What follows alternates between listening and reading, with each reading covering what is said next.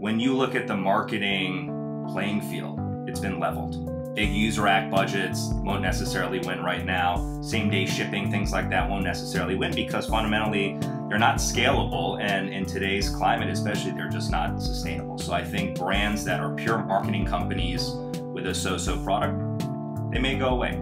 Brands that are not operationally robust will go away because it's just going to be disappointing customer experiences time after time. Brands who build a relationship with the consumer, who prioritize kind of quality over quantity, these are the brands that are going to win. And it sounds very obvious, but there's almost been a reset button. So it's back to basics, it's back to fundamentals. It's always great to see brands who tell good stories and make good products win.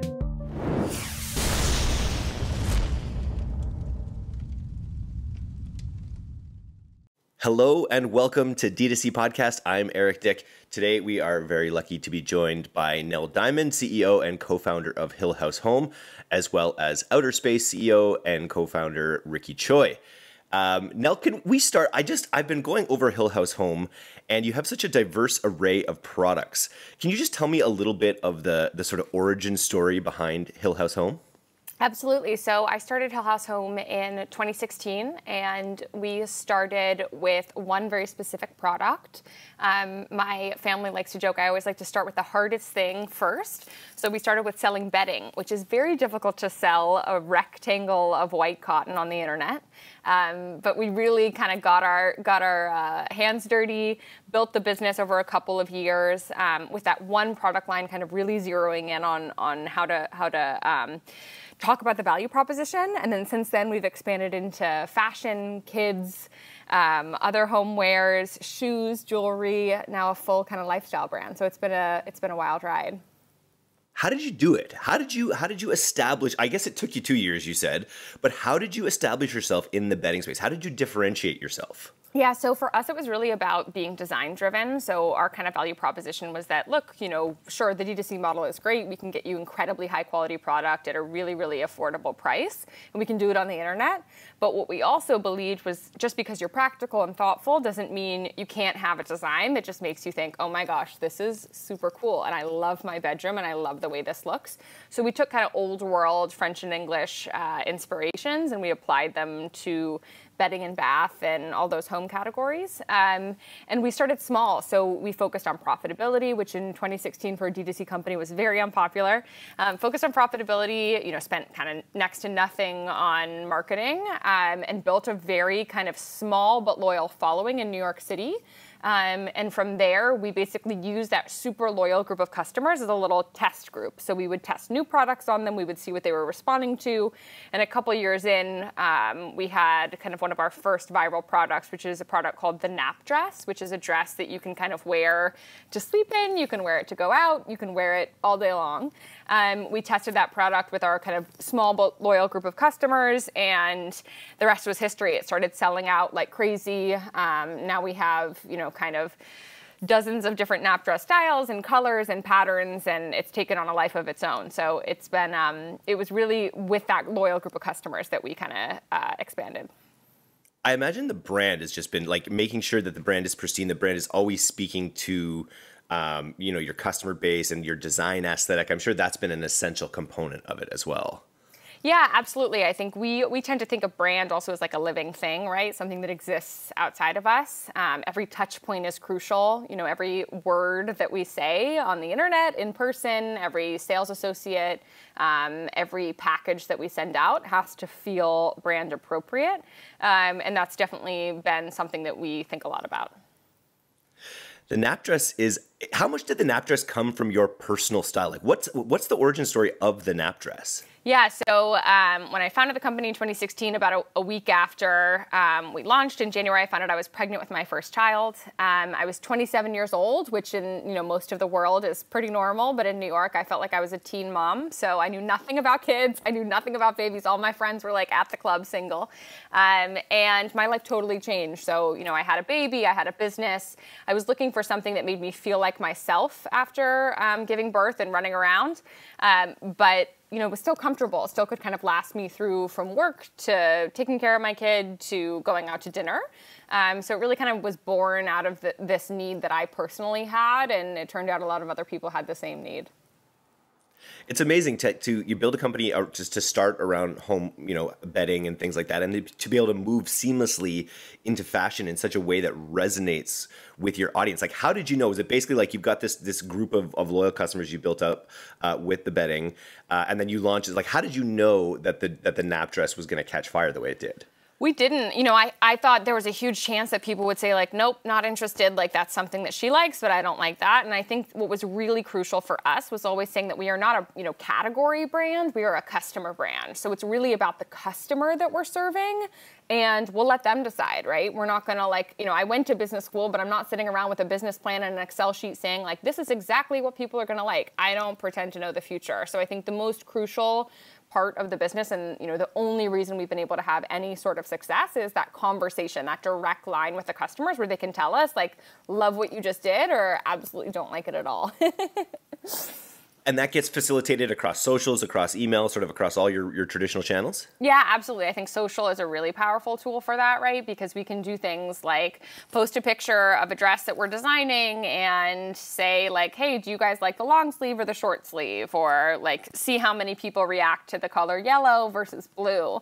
So it's really like this real-time feedback that we can get, which is, hugely valuable, especially if you think about fashion over the last kind of couple decades. You used to have to wait 8 months to a year as a fashion retailer to get feedback on your product, and you were getting it from a wholesaler. You weren't having that direct line with the customer. So for me, D2C more than anything is about the direct line to your customer feedback more than it is even about the cutting out the middleman and getting a better price. I think that's amazing, especially for an expansive brand like yours, where you're going into so many different areas. Did you know that, from the beginning, that when you were starting with bedding, did you know that you eventually wanted to verge into fashion? I saw you've now launched swimwear as well as footwear as well, right? Yes. I think it was a little bit of a fever dream. I kind of hoped we would be able to do fashion and shoes and all of those things. But again, I remember saying at the very beginning, look, if people tell us that's not what they want, I'm not going to get caught up on that. It's not about me. It's about what people actually want to spend their hard-earned money on. So I think in the back of my head, I was like, please like this. I will be so happy. But we weren't kind of counting on it. Interesting. So with this incredible attention to brand, this great pipeline to your customers, what do you credit as the biggest lever you've been able to use for growth in your whatever 6 years now? What has been the biggest driver of growth for you, would you say? Well, that's a great question. I think the biggest driver of growth, it's really on two sides, right? It's on the kind of creation side, so being able to have this amazing relationship with our factories where, if we see that one particular style is doing really, really well in fall, we can kind of, in real time, take that data, call up our factory partners and say, look, let's invest really significantly in this product for the next season, because we can see that the demand is there, and having that great relationship where they're willing to, make that happen for us. And then I think, just on the logistics side, having the ability to actually meet the demand that our customers have for this product has been huge. I think that's been a huge part of our success. Very cool. And also, and I think part of this is the model that you've kind of evolved. You talked about having this amazing connection to your customers, this two-way conversation, and that's kind of led into this concept of drops. And, the fact that you're also you're launching across multiple SKUs, multiple products, you have this loyal base, you've evolved to the drop model. How did you plan to be a brand that focused on drops, or how did that come about? Yeah, we really didn't. We did not plan to be focused on drops. Drops came about because we would release new product. We'd think, great, this is our next 3 months of selling, and then it would sell out on day one.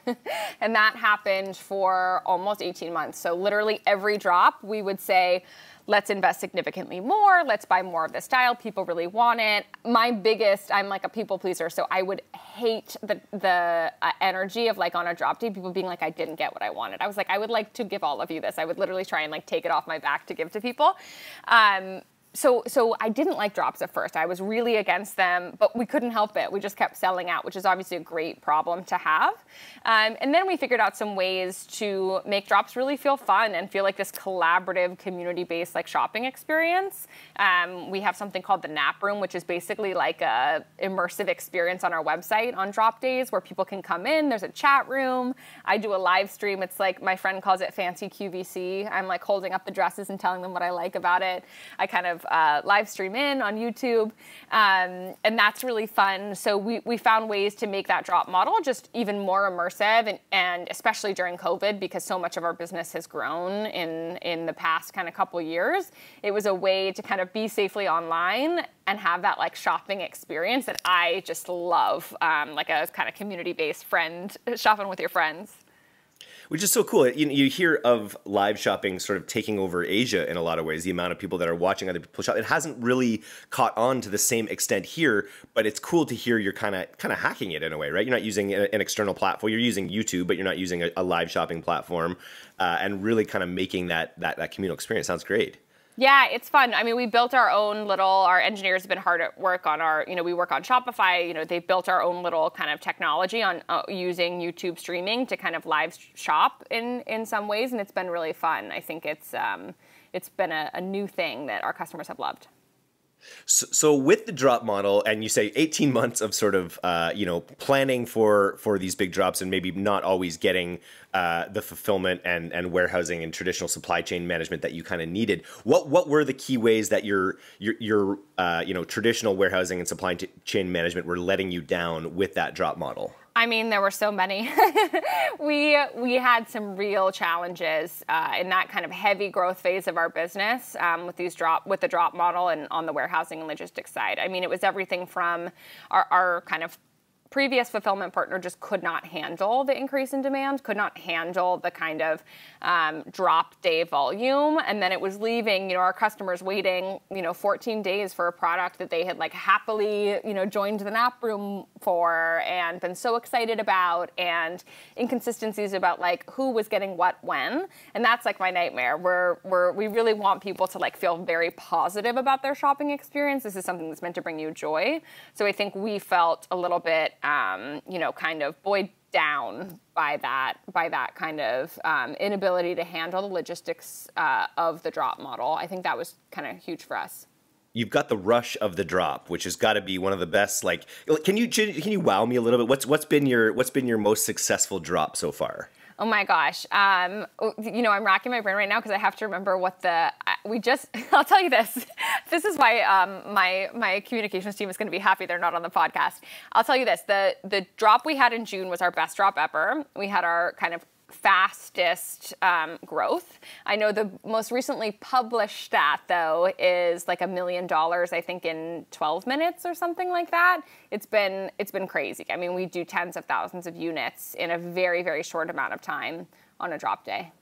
Super impressive. That's so cool. And you're working with, and you're not working with Outerspace to start. You're working with one of the traditional big players who's probably a little bit less flexible.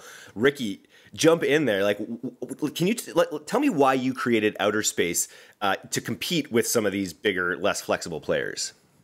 Yeah, I think just a note on kind of Hill House first and the nap dress. I think what's so interesting about what Nell and the team have built over at Hill House is when you look at the nap dress as a product, it's such a story-driven product. I think given the versatility of it, how it looks versus how it functions, there's a really interesting intersect there. And I think when a lot of people buy it, they have an occasion in mind. Or, hey, I'm going somewhere this weekend. This nap dress would look perfect. I'm buying it in this certain color, in this certain print. And especially when you're executing that on a drop and there's so much excitement, the product has to get there on time. They've been emotionally queued up to wear it to a certain occasion, and when it doesn't come, it just feels very disappointing. So I think especially for story-driven brands and brands that are creating interesting products, people have occasions and times in mind that they want to wear the apparel or use the product or whatever it is. So I think that's very important. That kind of all ties into really why we created Outerspace, and we created Outerspace for two simple reasons. One, we were quite frustrated and wanted to create something for consumer brands that was built specifically by consumer brands. When you go back to our origin story, we essentially started out as a collective of consumer brand founders and operators wanting to create some sort of warehousing and fulfillment solution that was tailored exclusively to our needs. And this is a tricky space with relatively old roots. What started out as trucking companies cross-docking large shipments and distribution centers handling wholesale fulfillment by the pallet has quickly had to evolve over the last decade to really address e-commerce, which is from a practical nuts and bolts warehousing sense. It's individual orders. It's picking and packing single items, putting them in tissue paper, putting them into boxes, and that's a radically different model and a whole different animal. So really, when you look at direct-to-consumer brands especially, they don't take up the same footprint or have the same labor or trucking needs that traditional brands that were distributing to a lot of wholesale had back in the day.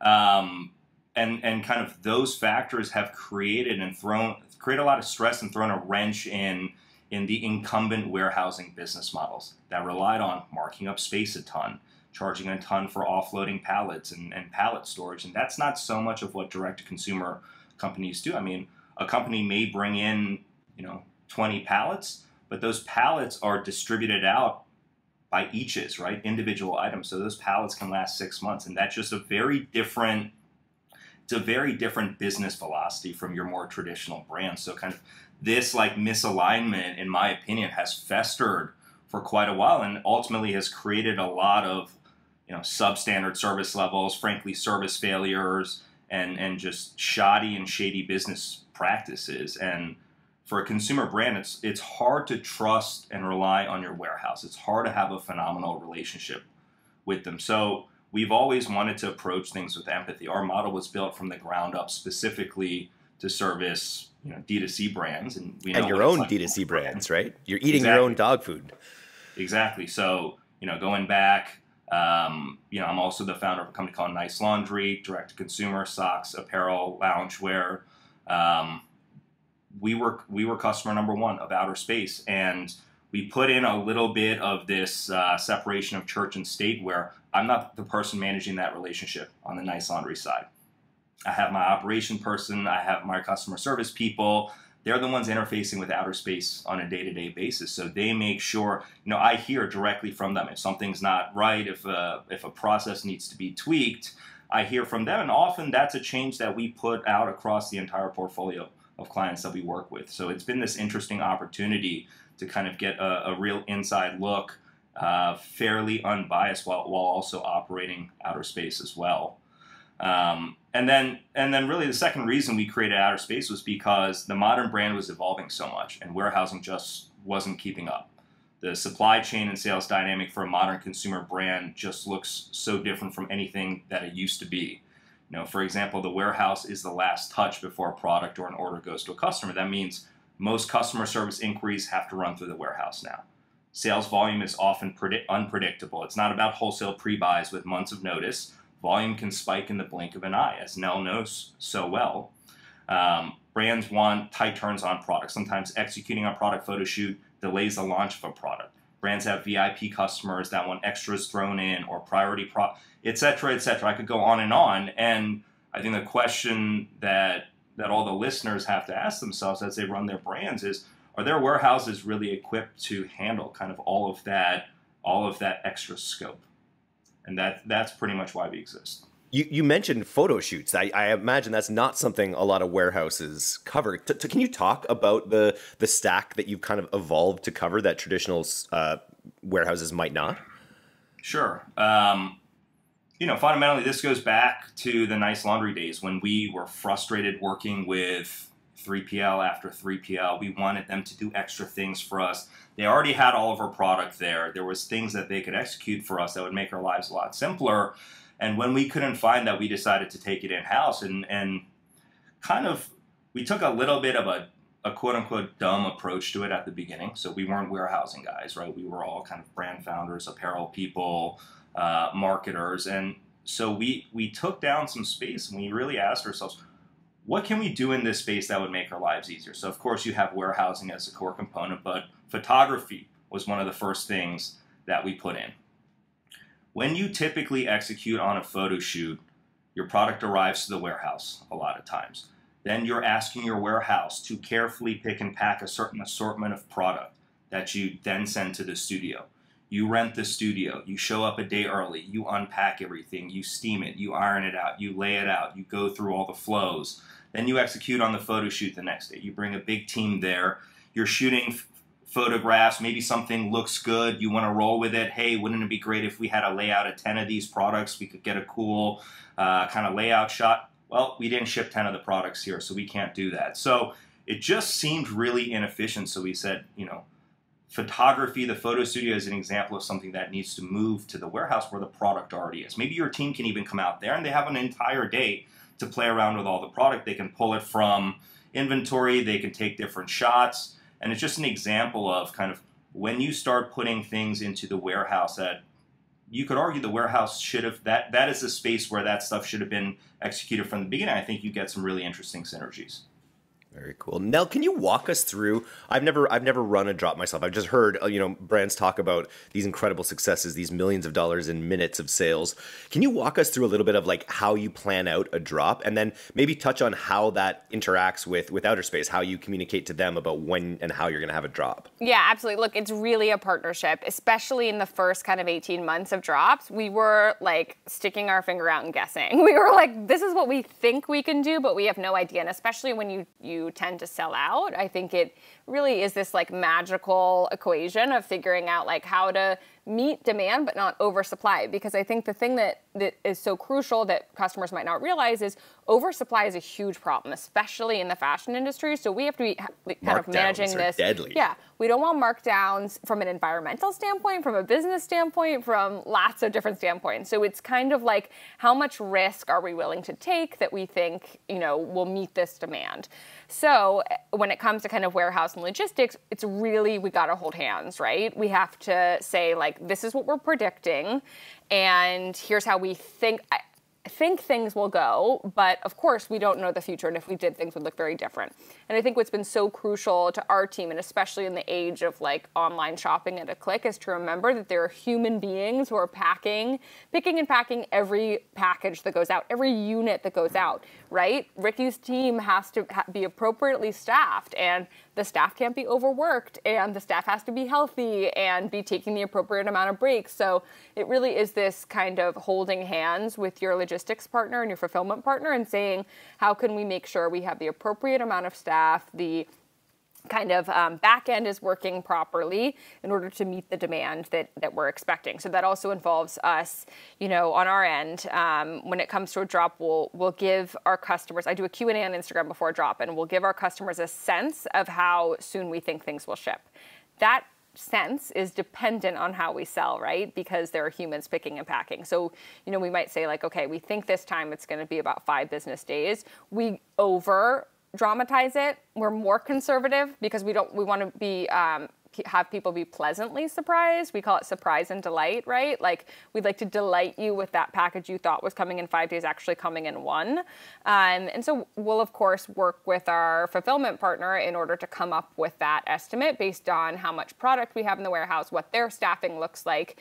But again, if it were this like perfect, seamless, equation that we could all just pop into Excel, it would be a lot easier, but it's not. And what if you were to, you switch to Outerspace, like you probably couldn't, like with your traditional fulfillment company, could you be having the scale of drops that you're having currently? Could they have flexed up and handled it? It just would have been more awkward, or were they just fundamentally not able to kind of handle that volume of goods in such a short time? Well, first of all, let me tell you, I stalked Outerspace a little bit. I had a friend tell me about Outerspace, and my husband loves nice laundry. So I knew a little bit about what they were doing. There's an alum from where I went to college who's also at Outerspace. And I remember like stalking the website and thinking like, oh, I don't know. So we had a bunch of calls. I think it took a little while. Like it was maybe like a year or so until we were able to actually start working together. But I was a little bit of a stalker. It's like, when you have your eyes on something, you're like, I want to be an Outerspace client. Like this is who we want to be with. But no, our previous fulfillment partner, I think, you have to have this like belief that the business model is going to work, right? You have to be very forward thinking. You have to have a sense of how you can make your own fulfillment work, but it's really just being aligned. That like alignment of management, I think, is absolutely crucial because, you think about it every day at work, like you can focus on some things, you can't focus on everything. So it was really about aligning priorities, aligning how we think the future is going to go. And it was clear from the start that Outerspace had the same vision as we do about customer experience, about fulfillment, about what modern brands are going to do to grow.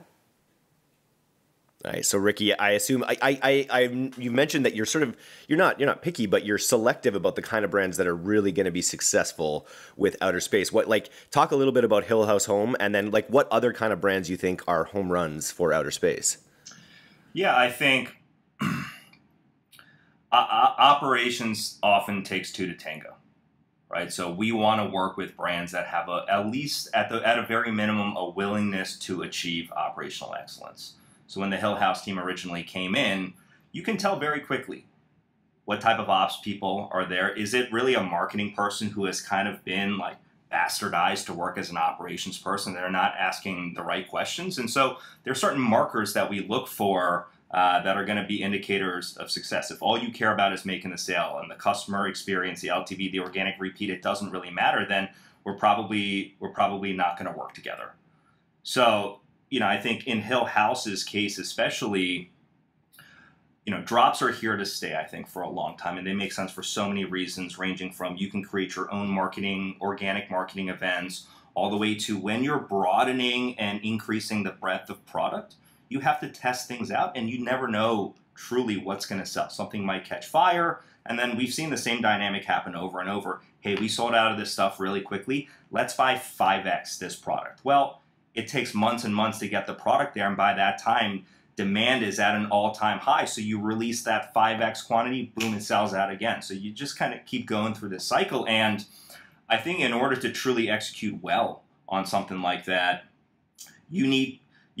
I think the best way to think about it is that what we try to do is we try to extend further upstream and downstream within the supply chain. So every brand here, including Hill House, has a wonderful dedicated operations manager. And this is someone with e-commerce or ops experience. And the ops manager is dialed in or invited to the inventory planning meetings, the sales forecasting meetings. That means the operations manager sees around corners for the brands, is always up to speed on everything.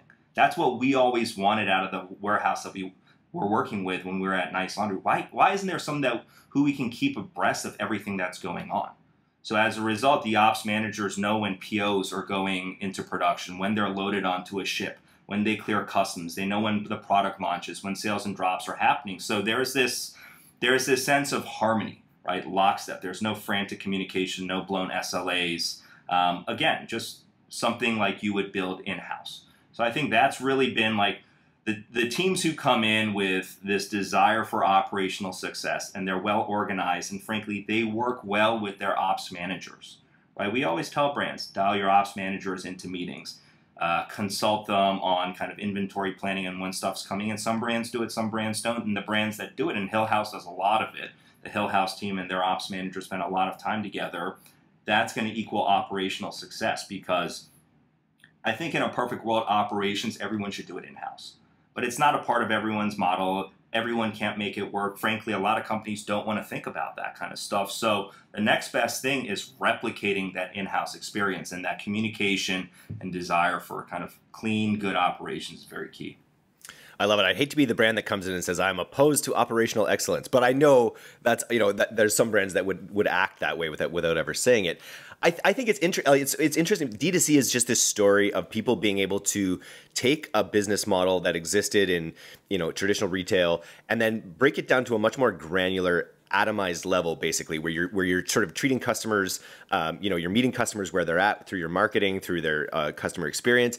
And then it only makes sense that the whole back end of the process would need to become, more granular, more atomized, more dynamic to suit the new business model as well. And I think you're not gonna, with all the, with the economy, with the iOS 14 issues, like every edge that you can have is so essential. And so building your back end to be, the most modern it can be, the most dynamic, the most granular, just makes it. I think it's going to be an imperative for brands kind of going forward. You know what I mean? Sure. Yeah, absolutely. On the nap dress side, I'm like, it's so interesting. It's such a neat product because it's so. I think you're absolutely right, Ricky, in that it just tells a visual story. It's like this whimsical, beautiful dress, and then to name it the nap dress is just such a good downbeat in a way to be like it's such this glamorous, beautiful dress, but you can also it's comfortable enough to nap in, and I think it's really built in that way. What other products, like, are you trying to replicate the lightning in the bottle? I guess all the time you're trying to replicate the lightning in the bottle of the nap dress with your new products that you launch now.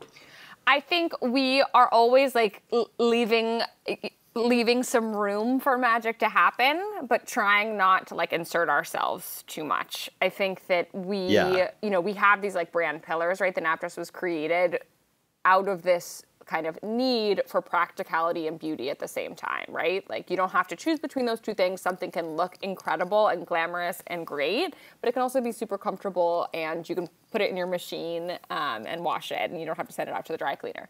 So when we go into new categories, we really tend to think from those same pillars and then, watch what happens. I think we never expect overnight successes. I think it's so important to remember that like when people talk about viral products, it really can sound like this happened overnight. We've been around since 2016. We've been around for 6 years. There were so many days when I was like, okay, and one product was sold today. Like we just had, so many months where we were like, how is payroll going to happen? None of this stuff happens overnight. It takes patience. It takes, a ton of humility. And so I think we tend to think that way in these new categories too, like not to expect overnight success, to really take the customer feedback, allow the product to live, and then, let the customers lead us as much as possible. The drop model is so attractive. And I think you brought up that great point about it just reducing waste in a lot of ways. When you're able to sell out, you don't have as much goods on your shelf, or there's the environmental impact there as well. Are there any drawbacks to sort of growing the business through the drop model now? Yeah, I think the biggest one for me is that like disappointing factor, right? Like, especially in the first kind of year of drops, we had customers who were just really upset, like they blatant wanted something and they had, as Ricky said, like they had an event in mind to wear it to and they couldn't get it. And I think that was really hard for me as a founder to watch because I wanted to make it happen for them. I think that's been tough. And then I think the kind of figuring out demand piece is really tough too, right? Because you are guessing and you don't want to overdo it. But I think all in all, it's been a really wonderful learning experience. And we found ways to make the drop model feel a little bit more fun and more exciting for our customers. So I think it's been great. I think, the key thing for me has just been remembering, and I think a ton of like D2C kind of advice doesn't center upon what happens after the purchase, right? Everything's so focused on conversion. But what happens after the purchase? Like what's the life somebody's living with the product? And then also, how are they getting it? So I think that's been, a really crucial thing for us to focus on in the past 12 months. And often how they're getting it can impact the life of the product as well, or their experience or their frame on the product as well, right? If they have a really bad experience, they're really hyped up for a drop, they don't get what they want, it could affect that LTV of the customer relationship easily. Absolutely, yeah. Interesting. Ricky, I'm just curious, like, you're at the nexus point of all these different e-commerce businesses, managing their warehouse, their back ends, things like that. You've got your own e-commerce businesses. I'm curious, going through the last, let's call it 2 years for a random reason, what are your thoughts on sort of the evolution of commerce in the next 2 to 3 years? What are the best brands going to be able to do best, would you say? Sure. I think it's dependability, having a product that needs to exist, a good reason for its existence, some differentiation. When you look at the marketing playing field, it's been leveled, at least for now, right? So I think big user ac budgets won't necessarily win right now. Same day shipping, things like that won't necessarily win because fundamentally they're not scalable. And in today's climate, especially, they're just not sustainable. So I think brands that are pure marketing companies with a so-so product, they may go away. I think brands, selfishly, I'm going to plug, brands that are not operationally robust will go away because it's just going to be disappointing customer experiences time after time. I think brands that don't have a differentiated product, they'll all go away. Brands that don't embrace these kind of ideals of being eco-friendly or socially conscious may start to feel like they become marginalized or they're on the fringe. So the best brands will be able to fundamentally grow a customer relationship. If you both think about kind of the brands you're most loyal to, unless it's a consumable product, you're probably not buying the same product over and over, and that's not how you're growing your LTV with the brand. There's been that one anchor product that has hooked you, the nap dress, for example. And you really liked how it made you feel, you liked the delivery experience, you liked the wearability of the product, and so you just want to invest more and more into the brand and kind of go horizontal with the brand. So I think brands that figure that out, who build a relationship with the consumer, who prioritize kind of quality over quantity, these are the brands that are going to win. And it sounds very obvious, but we've had a run-up over the past decade where you can leverage, fairly sophisticated, performance marketing strategies to really grow the business.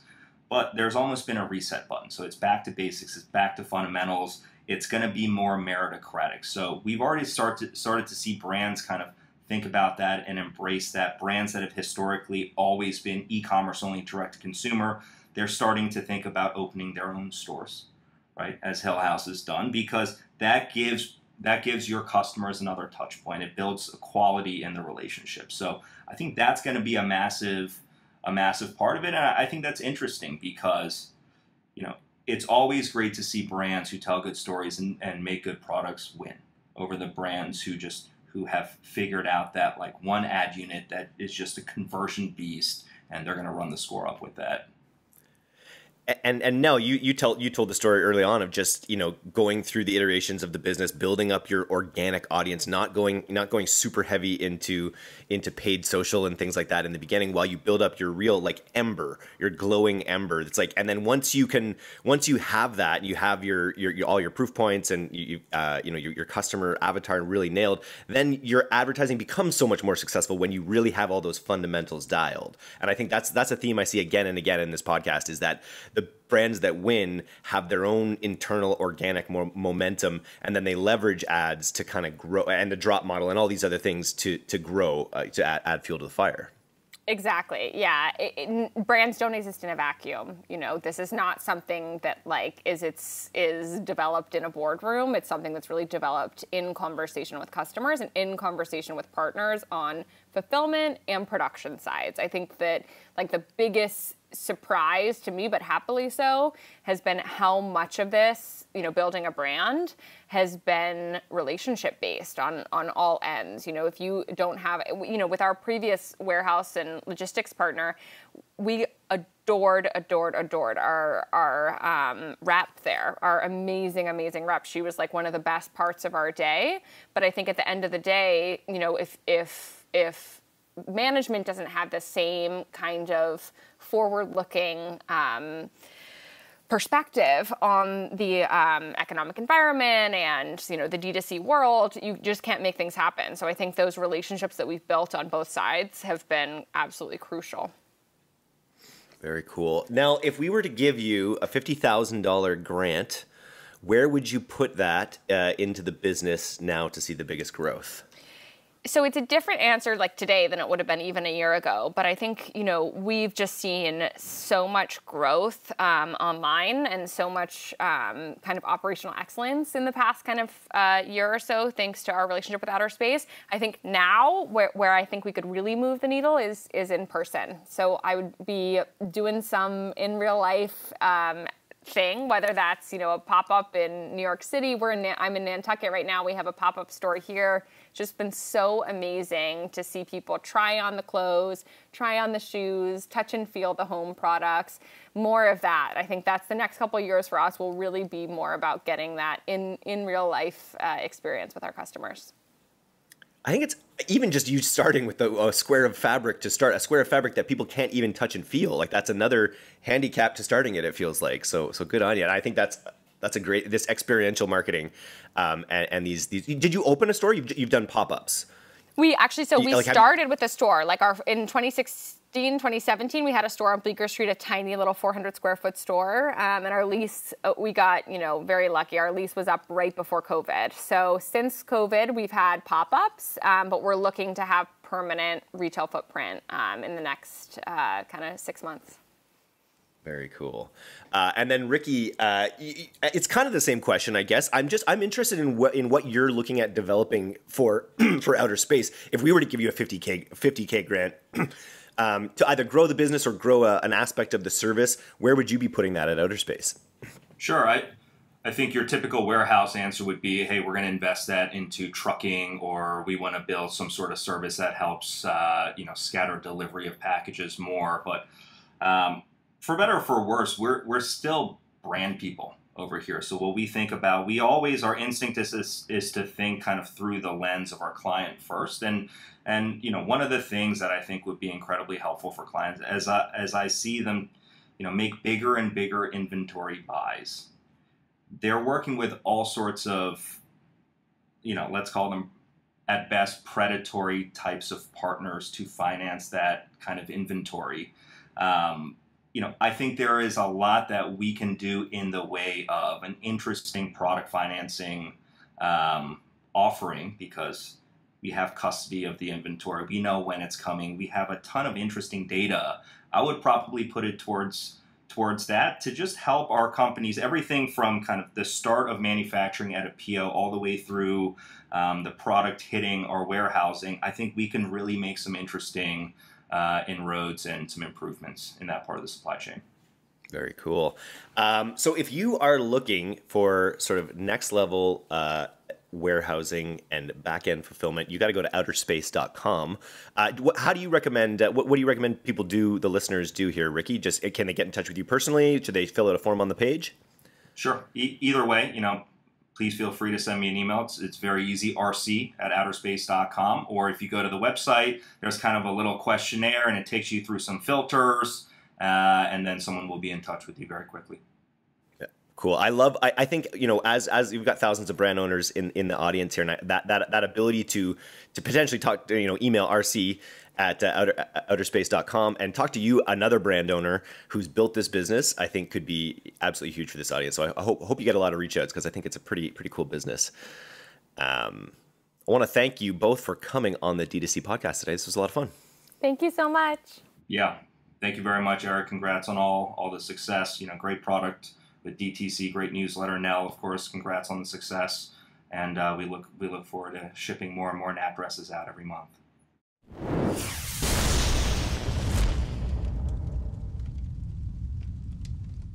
Thanks so much for listening to today's episode. If you're not a subscriber to our newsletter, you can do that right now at directtoconsumer.co. I'm Eric Dyck, and this has been the D2C Podcast. We'll see you next time.